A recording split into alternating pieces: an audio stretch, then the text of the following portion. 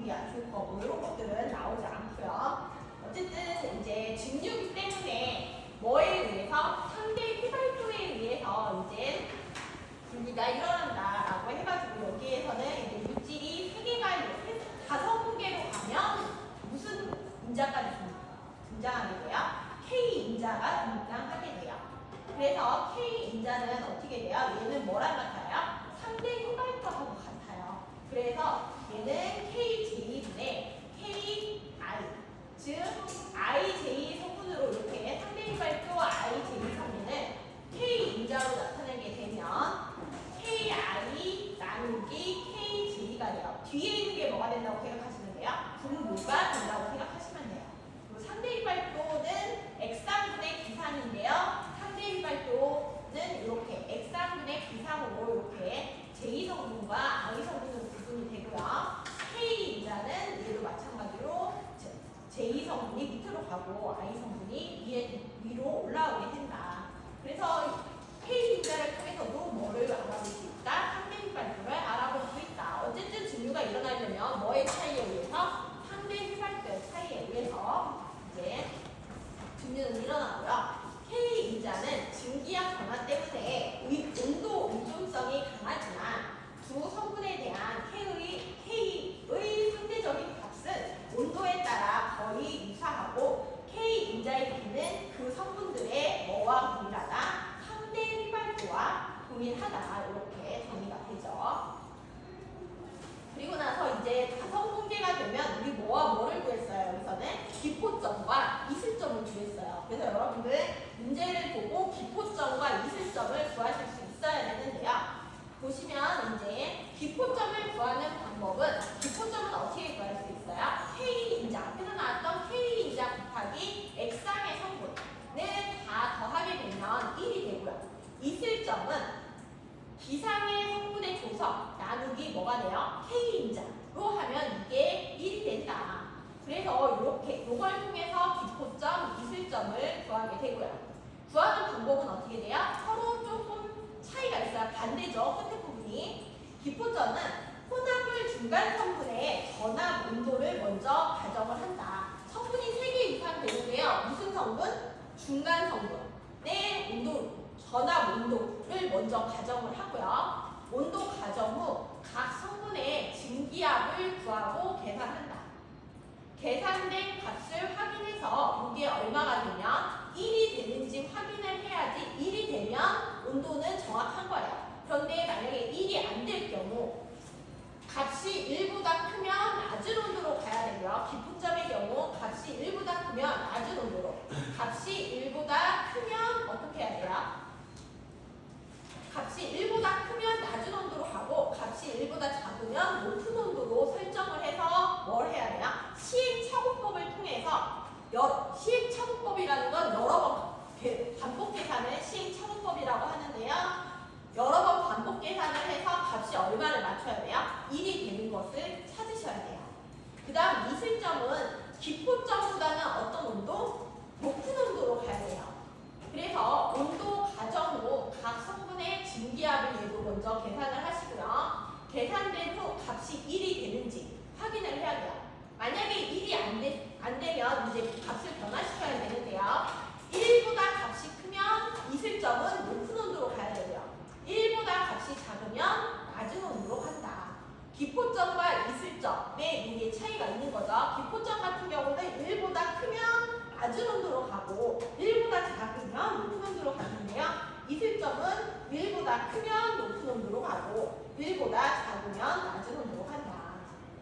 그래서 문제로 이렇게 저희 이 문제를 했었는데요. 지금 물질이 핵산, 헵탄, 옥탄 세 가지예요.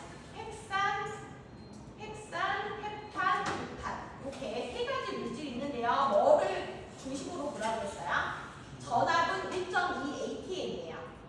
중심의 온도. 그러니까 뭐예요? 세 개 중에 중간 물질의 온도를 기준으로 보라는 뜻이에요. 그래서 이제 그랬을 때 기포점 온도와 이슬점 온도 및 대응하는 증기와 액체의 조성을 각각 구해라. 어쨌든 증기의 조성도 얼마가 돼야 돼요? 1이 돼야 되고 액체의 조성도 얼마나 돼야 돼요? 1이 돼야 되는 거죠.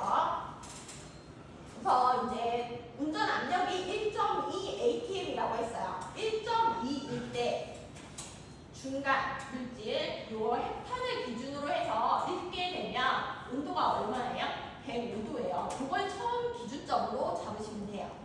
105도를 기준으로 해가지고 이제 전체적으로 이제 빨간 선을 중심으로 해서 뭐를 읽으면 돼요? 전압을 이렇게 읽으시면 돼요. 이 전압을 읽어서 뭐를 구해요? KI라는 값을 구해요. 그래서 KI 값을 이제 이렇게 구하시고요. 그리고 나서 이제 조성을 통해서 XI 조성을 통해서 여기 이제 조성은 여기 나와 있죠. 이 조성을 통해서 뭐를 구해요? YI 값. YI 값을 구해서 1이 되면 뭐예요? 정확한 거예요. 근데 1이 안 되면 온도를 뭐 해야 돼요? 변경해야 돼요. 지금 어때요? 1보다 너무 커요. 그러니까 온도를 어떻게 해야 돼요? 낮춰야 돼요. 기포점이기 때문에 낮춰요. 우리가 105도라고 했는데 이거를 낮춰야 되니까 이쪽으로 가야 돼요. 바로 100도로 하셔도 되고 아니면 조금 더 낮추셔도 되고 이거는 이제 여러분들이 결정을 하시는데요. 그리고 나서 이제 여기에서는 얼마로 했어요? 96도라고 했어요. 96도에서 이제 다시 선을 그어서 다시 뭐를 구해요? K 값을 구해요. K 값을 이렇게 이제 전압을 구했고요. 요거를 이제 1.2 APM을 기준으로 해서 이렇게 K 값을 구했죠. 그리고 나서 다시 뭐를 구해요? YI 값을 구했어요. 기상의 온도 값을 구했더니 거의 뭐랑 비슷해요? 1에 가까워요. 근데 정확하게 1은 아니에요. 그러니까 이제 요 기상의 조성을 뭐 했어요? 고정했어요. 이렇게. 거의 1에 유사할 때는 뭐 할 수 있어요? 고정해서 사용할 수 있어요. 그래서 고정해서 1로 이렇게 맞추었고요. 조성은 어떻게 돼요? 이렇게 되는 거예요. 그래서 이렇게 해서 기포점을 먼저 구했고요. 기포점을 구한 다음, 그 다음에 이제 뭐 구해야 돼요? 이슬점 구해야 돼요. 이슬점도 시작은 105도에서 동일하게 시작을 하고요. 그래서 앞에 있는 데이터 이용해서 그대로 이번에는 이제 기포점이기 때문에 X상의 조성을 구해야 돼요. 계산했더니 얘도 뭐예요? 1보다는 커요. 그런데 1보다 큰데 얘는 뭐예요? 이슬점이기 때문에 낮은 온도가 아닌 얘는 뭐로 와야 돼요? 높은 온도로. 그래서 105도보다 높은 얼마로 왔어요? 110도로. 110도로 놓고서 이제 계산을 했더니 이제 XI 기상의 조성이 어떻게 바뀌었어요? 이렇게 바뀌었어요. 근데 얘도 1보다는 약간 뭐예요? 커요. 근데 온도를 완전 살짝 크지 너무 많이 크지는 않기 때문에 뭐 했어요? 고정했어요. 고정해서 뭐에 맞췄어요? 1로 맞췄어요. 그래서 이렇게 해서 기포점과 이슬점을 구했고요. 각각의 조성도 물어보고 있어요. 기포점 아까 전에 97도 원래 우리 96도라고 예측했는데 살짝 안 맞아서 고정했어요. 그러니까 얼마가 돼요? 97도 정도, 1도 정도 증가할 거예요. 그래서 이렇게 기상의 조성 맞춰놨고요. 이슬점 같은 경우는 우리 110도 처음에 여기서 얼마라고 했죠? 이제 110도라고 했는데 뭐 했어요? 살짝 안 맞았어요. 그러니까 뭐 해야 돼요? 살짝 낮춰준 110.5도 정도 될 거다. 얘를 뭐 근처와 거의 유사하겠죠. 그래서 110.5도 정도 될 거다라고 하고 조성은 이렇게 여기서 나온 조성은 여기서 맞춰준 조성으로 기입을 해주셔야 되고요. 만약에 이렇게 고정 안 하실 거면 그냥 조성을 요걸 써주셔야 되고요. 온도도 얼마라고 써주셔야 돼요? 110도라고 써주셔야 돼요. 무슨 얘기인지 아시겠죠? 여기서도 요 고정을 안 하시게 되면 그냥 96도라고 써주시고 조성은 이렇게 써주시면 돼요. 그리고 1에 거의 가깝기 때문에 요 근처일 거다. 이렇게 옆에 써주시기만 하면 돼요. 무슨 얘기인지 아시겠죠? 그래서 기포점과 이슬점은 이렇게 구할 수 있다. 5문제의 경우.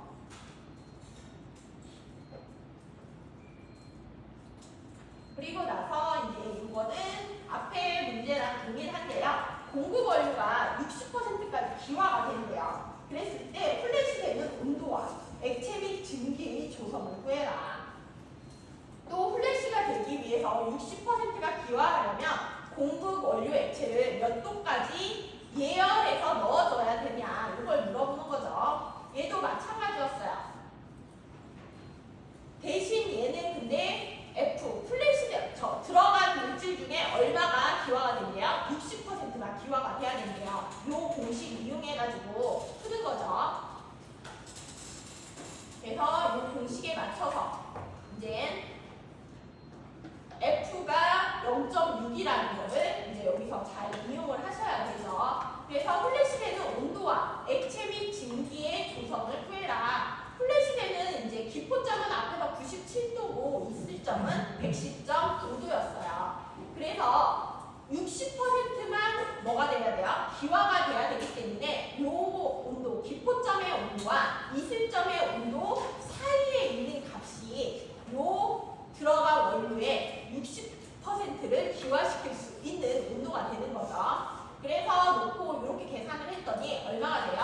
T가 한 105도 정도 될 거다. 이렇게 계산을 했어요. 이렇게 처음에 가정을 하고 얘네를 이제 풀어가지고 봤더니 F가 60% 0.6만큼 기화가 될 때 각각 구했더니 얼마가 돼요?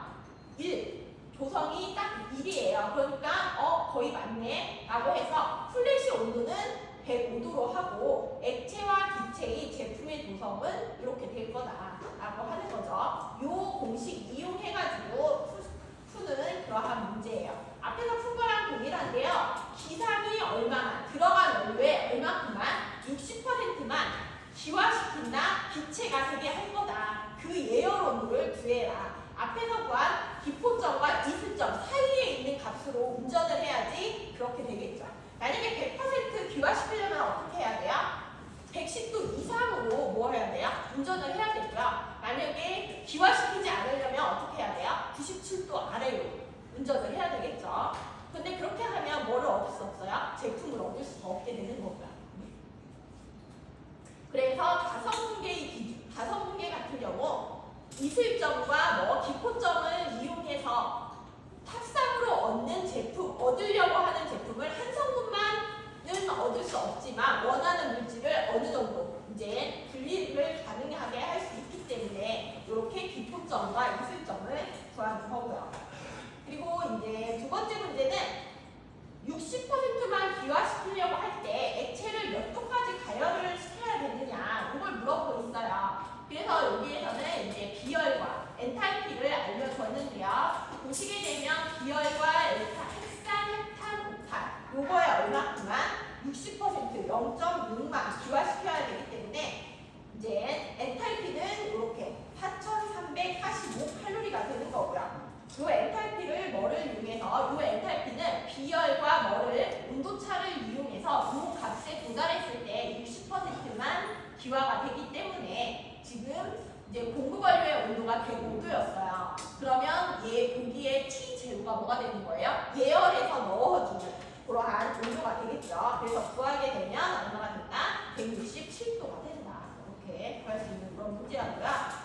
다섯 분계 중류에서는 지난번에 저희 여기에서는 우리 단중류일 때는 뭐를 구했어요?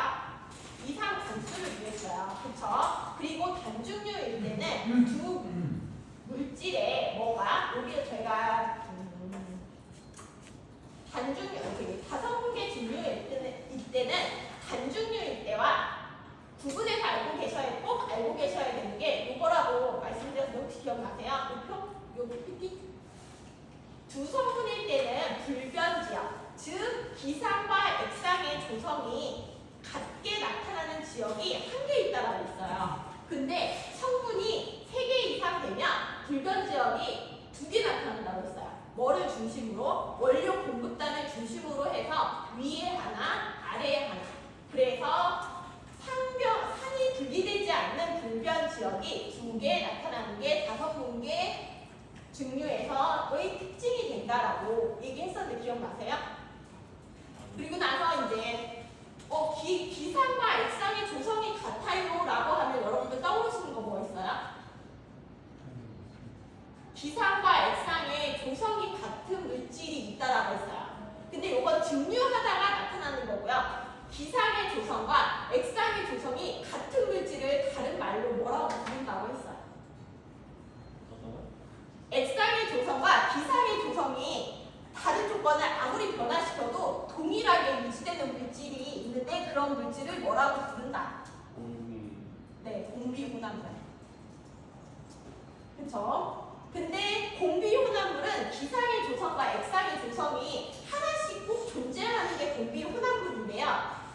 증류에서 분리를 하다 보면 기상의 조성과 액상의 조성이 같아지는 점이 살짝 존재하는 거예요. 요거는 이성분계 증류일 때는 하나, 이러한 불변 지역이 하나만 있는데요. 다성분계 증류가 되면 이러한 불변 지역이 두 개 나타난다는 뜻이에요. 무슨 얘기인지 아시겠죠? 뭐를 중심으로? 원료 공급단을 중심으로 위에 하나, 아래에 하나.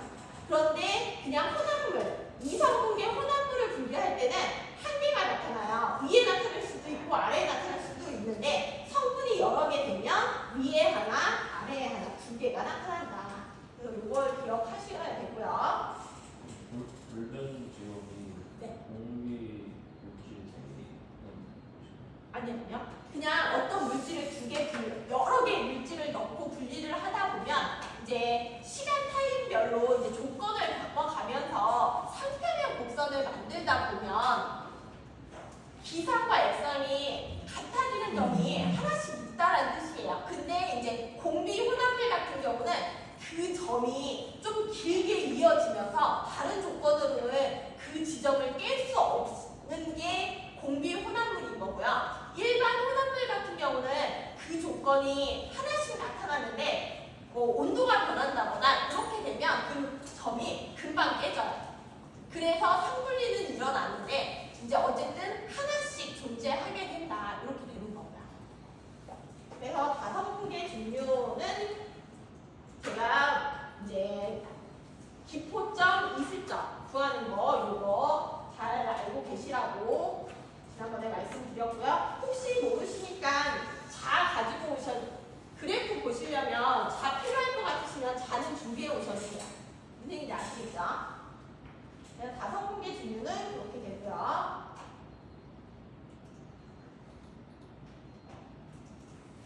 그 다음에 이제 일반 증류로 넘어와서 다성분계 증류에서는 제가 레포트 드렸던 거랑 교재에 있는 거 이렇게 항상 그래프는 드릴 거예요. 그리고 전압은 얼마다, 얼마에서 운전을 한다. 그리고 그거일 때 이제 KI 이자 구하고 이제 그 XI 이자와 YI 이자가 토탈 얼마가 될 때, 1이 될 때, 1을 넘거나 1이 안 될 때 온도를 어떻게 조정해야 되는지 그 정도 여러분들 이제 구분해서 알고 계시면 되고요.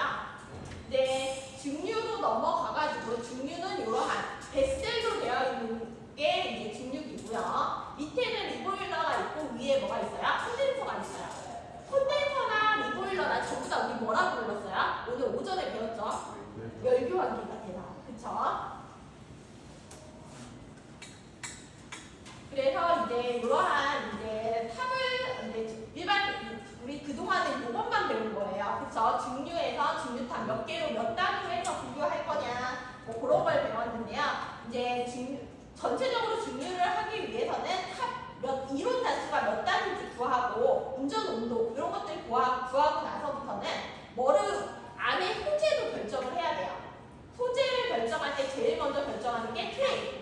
트레이는 단 하나하나를 트레이라고 얘기를 하고요. 트레이는 버블캡 트레이와 시브 트레이, 그 다음 밸브 트레이 이렇게 세 가지가 있고요. 가장 광범위하게 사용되는 게 뭐예요? 시브 트레이. 가장 전통적인 건 버블캡 트레이. 그리고 나서 이제 밸브 트레이가 있고요. 각각의 장단점들 있고요. 이제 근데 어쨌든 트레이가 설치되게 되면 뭐가 형성이 되냐? 델타 P라는 게 형성이 되기 때문에 되도록이면 델타 P는 많이 형성되지 않게 운전 조건을 선택하게 되는 거죠.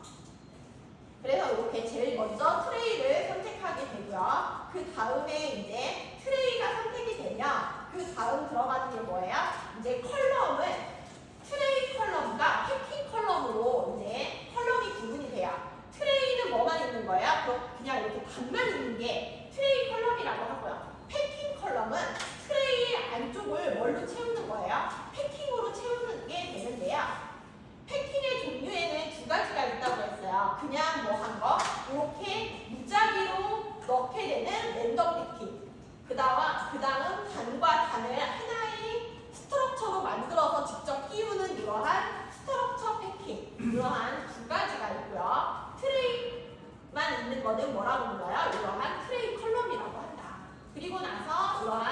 랜덤 패킹과 스트럭처 패킹이 들어간 거는 뭐라고 불러요? 패킹 컬럼이라고 얘기를 하고요. 그래서 얘는 트레이 컬럼, 얘네는 뭐가 돼요? 패킹 컬럼. 패킹 컬럼은 이러한 랜덤으로 되어 있는 애들이 이런 애들이 들어가는 거고요. 들어가는 것도 있고 아니면 이렇게 얘가 전체적으로 한 트레이를 채우는 이러한 트레이 스트럭처 패킹 두 가지가 있다. 근데 이 안쪽에 패킹을 채우는 이유는 뭐예요? 뭐를 증가시키려고? 네, 기획 접촉이 증가되기 때문에 얘네를 넣긴 하는데요. 뭐를 증가시키기 위해서? 체류 시간을 증가시키려고 이러한 패킹을 넣어주는 거예요. 어쨌든 패킹이 없을 때는 그냥 쭉 올라가고 쭉 내려오고 이게 되는데 패킹이 있으면 이 안에서 머무는 뭐가 길어져요? 체류 시간이 길어지기 때문에 체류 시간이 길어져야지 뭐가 잘 이루어져요? 물질 전달이 잘 이루어지기 때문에 이러한 패킹을 채우게 되는 거죠. 그래서 패킹은 종류가 많아요. 이러한 랜덤 패킹 같은 경우는 종류도 많고 재질도 여러 가지로 구분을 제작이 가능한데요. 어떤 물질을 증류 하나에 따라서 부식과 이런 걸 다 고려해서 패킹의 뭐를 재질을 선택하시면 되는 거예요.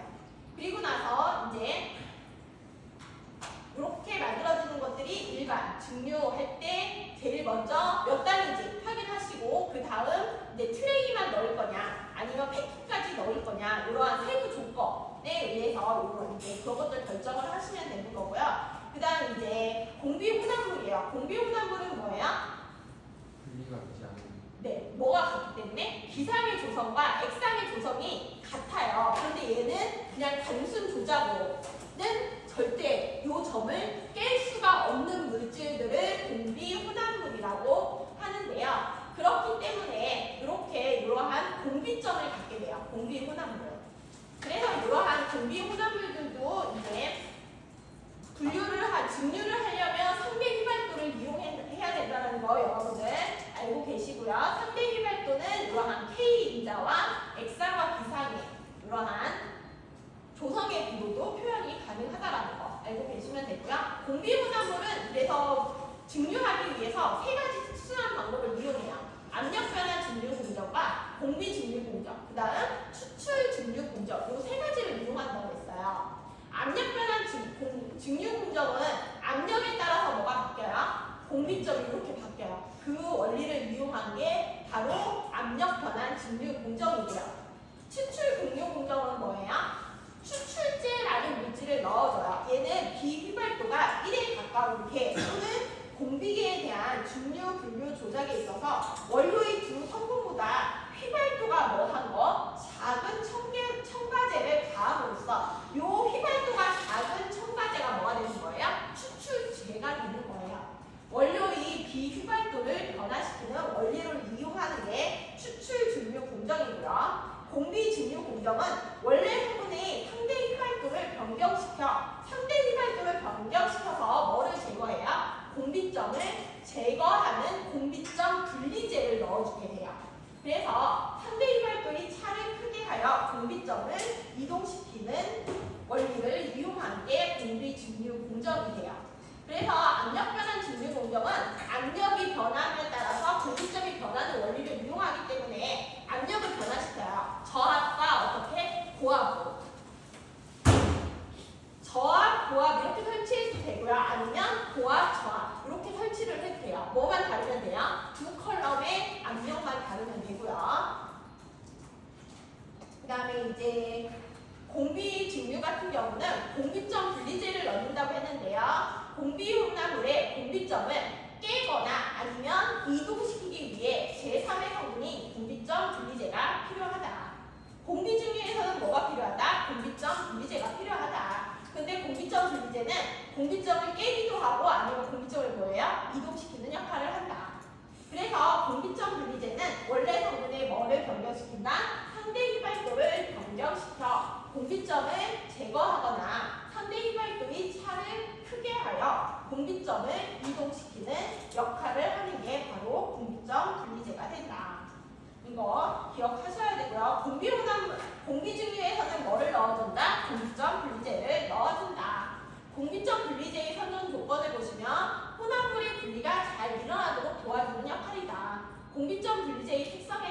다시 회수해서 재사용할 수 있어야 되고 일정한 끓는 점을 갖는 공기혼합물을 형성하는 공기점 분리제를 설정하며 공기점 분리제가 혼합되어 끓는 점이 일정한 성질을 가져야 되고 경제성을 고려할 때 형성된 공기혼합물은 보다 쉽고 경제적인 방법으로 분리되어야 한다.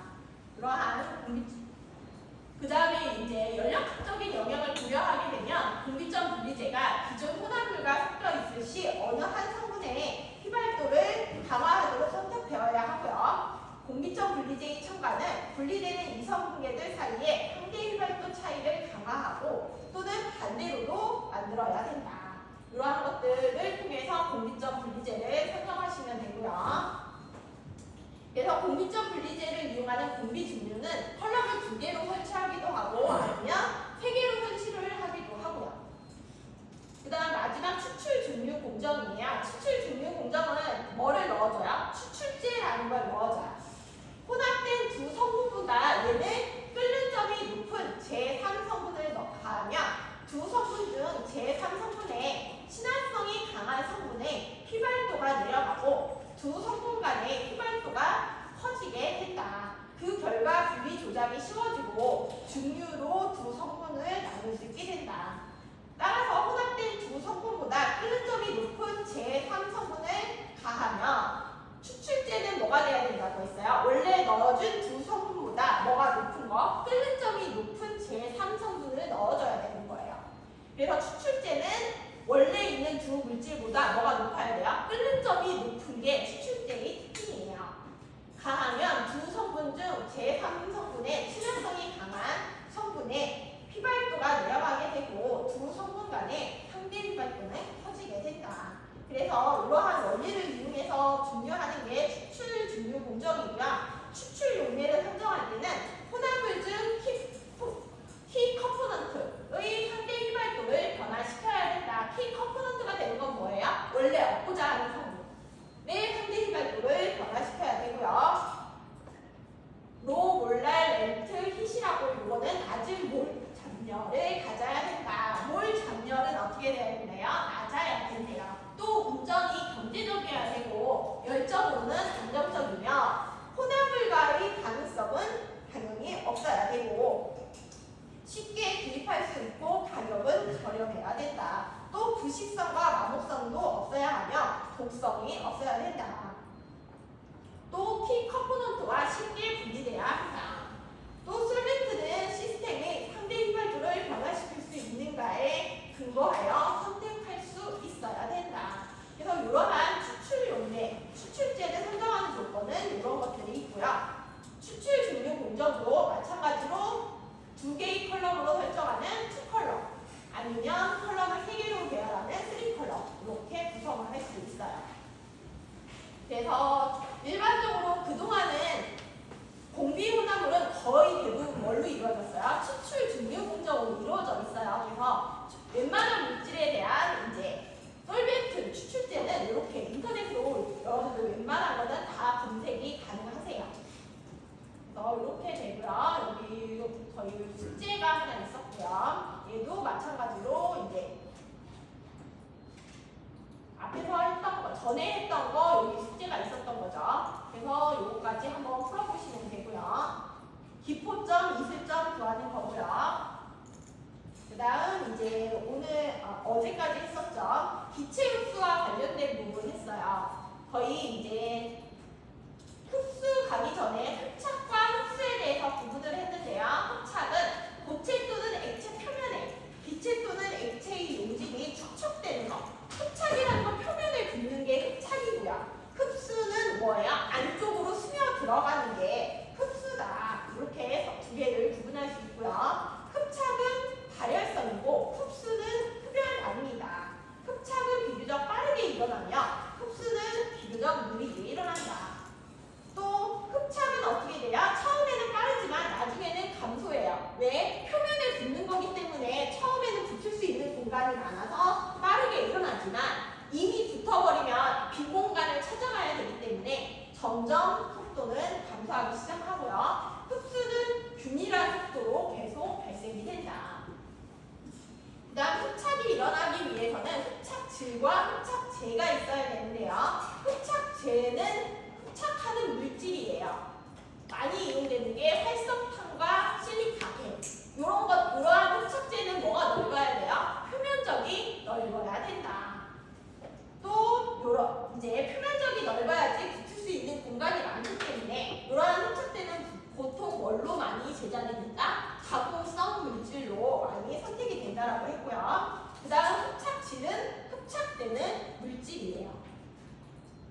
흡착은 물리적인 흡착과 화학적인 흡착으로 두 가지로 구분이 됐었는데요. 이걸로 볼게요.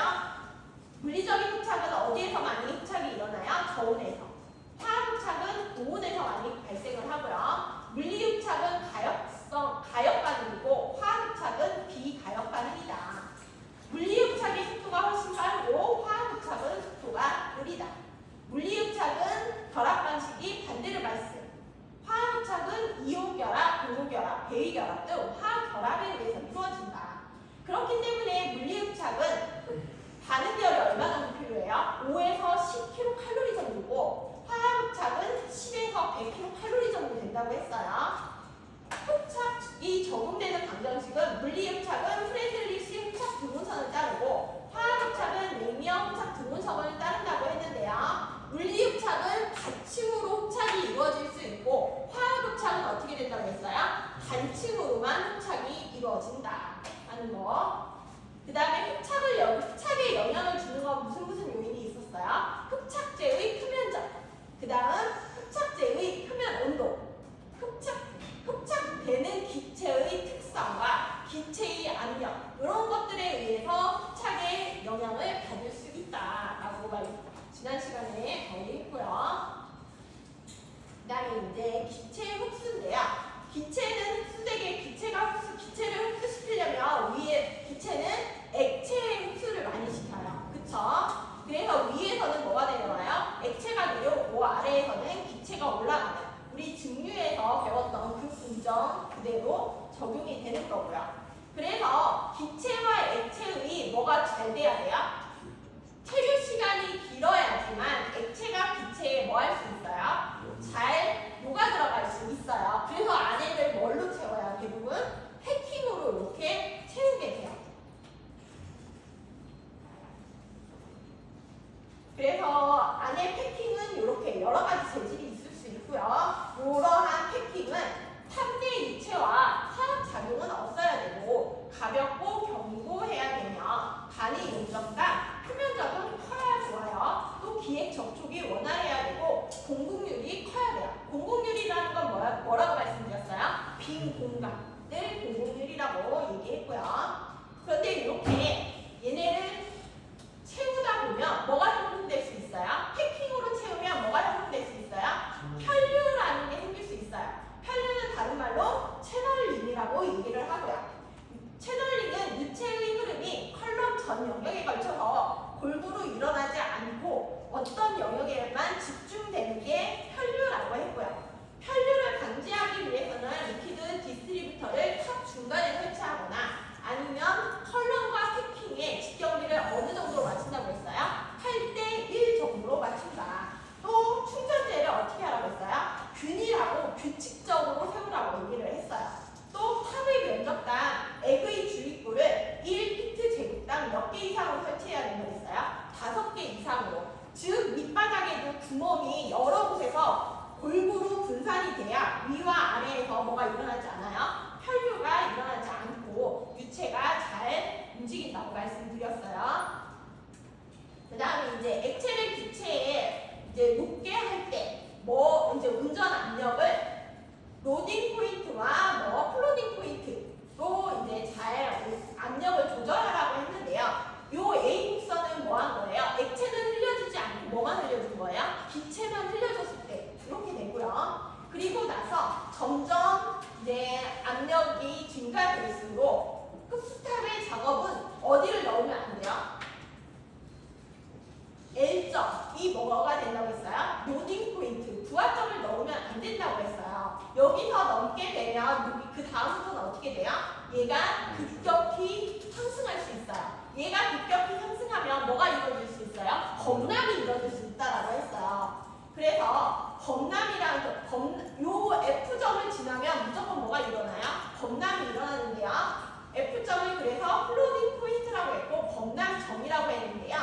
기체가 액체를 거품으로 끌어올려 충전물 상단이 액체층으로 뒤덮이고 배출 기체는 비말을 동반하게 되면서 향유 조작이 불가능하기 때문에 액체가 어떻게 돼요? 흘러 넘치는 지점이 범람점이라고 했고요. 가장 적절히 안정적인 조건에서 운전을 하려면 무슨 포인트에서 운전해야 된다고 했어요? 로딩 포인트에서 운전을 해야 된다 라고 얘기를 했어요. 그래서 여기 그래프의 형태가 요 B곡선은 뭐예요? 기체와 액체를 동시에 흘려주게 되는데 요 로딩 포인트가 적절한 운전 범위고요. 요 F 플로딩 포인트가 넘어가게 되면 액체가 흘러 넘치게 된다라는 거 여러분들 기억하셔야 되고요. 그다음 이제 흡수에서 와가지고 흡수도 물리적인 흡수와 화학적인 흡수로 이제 이렇게 구분이 될 수 있고요. 네, 여기에서 우리는 이것도 기체, 액체, 흡수기 때문에 뭐예요? 기체의 한평형 곡선. 이 존재, 기체 및 액체의 얘도 뭐가 존재해요? 이러한 상평형 곡선이 존재하게 되고요. X축은 뭐예요? 액체고 Y는 기체라고 했어요. 그리고 뭐가 존재해요? 똑같이 직류에서와 마찬가지로 오퍼레이팅 라인이 존재했어요. 오퍼레이팅 라인이 뭐랑 같아요? 직류에서 우리 사용했던 거랑 같죠? Y는 V분의 LX 플러스 V분의 VA, YA 마이너스 LA, XA가 오퍼레이팅 라인을 계산하는 방법이라고 말씀드렸고요. 그리고 나서 이제 이렇게 똑같이 상평형 곡선과 오퍼레이팅 라인이 존재하게 되고요. 기체와 액체이기 때문에 여기도 뭐예요? 계면 저항이라는 게 존재하게 되는데요. 총괄 배수는 어떻게 돼요? 이제 요 식에 의해서 결정이 되는데요. 앞에 있는 건 뭐를 나타낸다고 했어요?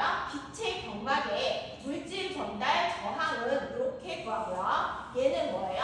액체 경막의 물질 전달 저항이라고 했어요. 그리고 요거를 두 개 더해주면 뭐가 돼요?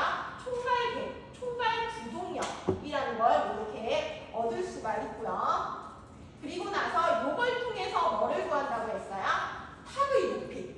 충전탑의 높이는 앞에서 구했던 이제 요 값들을 이용해서 이제 충전탑의 높이를 구할 수 있는데요. 충전탑의 높이는 NOI 곱하기 HOI를 통해서 충전탑의 높이를 구하게 되는데 HOI는 한 개의 전달 단위, 즉 한 층의 전달 단위의 높이를 HOI라고 하고요.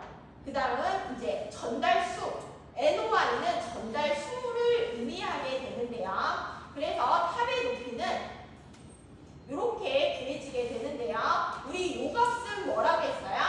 한 층의 전달 단위수는 거의 대부분 뭐를 문헌을 통해서 아니면 이제 물질 전달 관계식을 통해서 구하게 되는 거고요. 요 NOI는 뭐를 통해서 구하게 돼요? 실질적으로 이제 상평형 곡선과 흡수되는 이제 기체 양을 통해서 구할 수 있다라고 했어요. 그런데 상평형 곡선과 오퍼레이팅 라인이 이렇게 직선인 경우도 있고 이렇게 뭐예요? 직선이 되지 않는 경우 이제 요 NOI라고 하는 요 증기의 전달 단위수를 구해야 되는데요. 이렇게 평형곡선일 때는 그냥 이렇게 구할 수 있는데요. 평형곡선이 아니면 뭐를 이용해야 돼요? 대수평균을 이용해야 돼요. 대수평균은 요거는 뭐를 통해서 요 식을 통해서 이제 구할 수 있다라고 말씀드렸고요. 그래서 여기까지 기억을 하셔야 되고 그리고 나서 요 문제를 통해서 저희 뭐를 구했어요? ZT라고 하는 충전탑의 높이 구할 때 우리 NOI, HOI 구하는 공식이 여기서 이용했었죠. 그리고 전체 저항 중에서 기상에 의한 저항이 얼마가 되는지 요 문제 어제 하면서 이제 여러분들 기억하셨을 텐데요. 우선 문제를 보시면 A 기체가 3%인 기체 흐름탑이 충전탑을 통해서 A의 얼마가 흡수돼요? 99%가 흡수되고 나머지 1%만 밖으로 배출돼요. 흡수탑은 25도씨 1APM으로 운전이 되고 기체와 액체의 유속은 기체 얼마? 20, 액체 100 이렇게 된다고 했어요. 그리고서 앞에서 우리가 알아야지 구할 수 있었던 KXA, KYA는 60이랑 10으로 이렇게 주어졌고요. 상평형 곡선은 Y 스타는 3.1X라고 했어요. 여기서 3.1이 무슨 값이 돼요? M 값이 되는 거죠. 그래서 우선 그림을 이렇게 그리시고요. 기체 20, 액체 100 들어간다. 그리고 들어가는 기체에는 3%만 포함되어 있다. 그래서 0.03이고요. 99%가 어디에 흡수돼요? 여기서 흡수되고 나머지 얼마만? 1%만 밖으로 배출이 돼요. 그래서 이제 나머지 우리가 모르고 있는 애들 여기는 이제 A라는 성분이 하나도 없었으니까 XA는 0이 되는 거고요. 모르고 이제 배출되는 액체에 포함되어 있는 이제 XB를 구할 거예요. 얼마큼 들어갔어요? 100 들어갔어요. 20 중에 3%만 포함되어 있는데 그 중에 99%가 흡수됐어요. 그래서 배출되는 부분에 대한 A 성분의 농도는 0.00594가 될 거고 X가 0.00594니까 YB 스타는 요 식에 넣어서 구하시면 되죠. 3.1 곱하기 이거 넣어주니까 이렇게 됐고요. 그리고 나서 얘가 평행 곡선과 오퍼레이팅 라인이 평행 곡선이 아니기 때문에 뭐를 구해야 돼요? 배수 평균을 통해서 요 값을 구해야 돼요. 그래서 우선 이제 NOY를 구하기 위해서 요 식을 이용하셔야 되는데요. 이제 요 식 이용할 때 우리가 모르는 값이 델타 Y와 배수 평균 YL을 알아야 되기 때문에 이제 여기서 델타 YL 값을 이렇게 구하셨죠. 이 공식대로 LN 위에 LN에 이렇게 이 공식대로 이제 넣어주신 거예요. 그래서 이제 보시게 되면 YB 마이너스 YB 스타 YB는 처음에 얼마였어요? 여기 0.04 나오는 거는 0.01841 이기 때문에 빼주면 이렇게 되고요. YA는 빼기 YA 스타예요. 그래서 YA는 빼기 0이기 때문에 YA는 실질적으로 얼마가 된다? 0.003이 되는 거고요. 여기 0.003이었으니까 0.03 곱하기 0.01 하시면 되는 거고요. 그래서 넣어서 계산해주니까 배수 평균이 얼마가 돼요? 0.00309가 되고요. 요 0.00309 구했기 때문에 이제 여기 이제 NOY를 구할 수 있죠. NOY는 그래서 이렇게 계산하니까 9.61이 됐고요. 요가 이용해가지고 이제 KYA를 구해야지만 HOY를 구할 수 있어요. HOY는 V 나누기 X. 여기서 구한 8.45로 나눠주게 되면 이제 HOY가 2.37피트가 되고요. NOY, HOY 아니까 실질적으로 충전탑의 높이는 22.7피트가 돼야지만 이러한 조건으로 얘를 얻을 수 있다라고 이렇게 구할 수 있고요. 그리고 나서 전체 저항을 물어보고 있어요. 그렇기 때문에 전체 저항이 이제 KYA가 8.45예요. 이게 8.45 분의 1이기 때문에 기상의 조성은 요건데요. 기상은 얼마였어요? 요 값이 얼마예요? 15죠. 그래서 요거 분의 요거를 해야 되기 때문에 8.45분의 1 나누기 15분의 1 하니까 얼마가 된다? 0.5633. 몇 퍼센트인지 물어보고 있기 때문에 곱하기 뭐 해줘야 돼요? 100을 해줘서 56.33%가 기상에 의한 저항이다. 이렇게까지. 그래서 요거까지 하시면 되고요. 요거는 X항을 기준으로 보는 거기 때문에 안 봐도 된다. 그치만 뭐예요?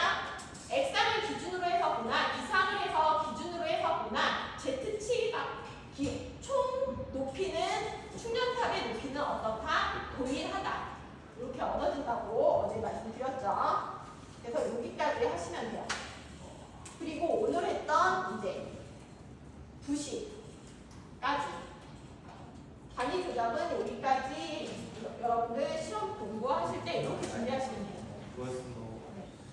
질문 있으세요? 그 방금 한 문제가요. 네. 대수평균을 쓰는 건지 그냥 평행인 건지 어떨까요? 평행이게 되면 이게 거의 평행은 일반적인 경우 일어나지 않아요. 일반적인 경우 평행은 아예 없어요. 그쵸. 승리가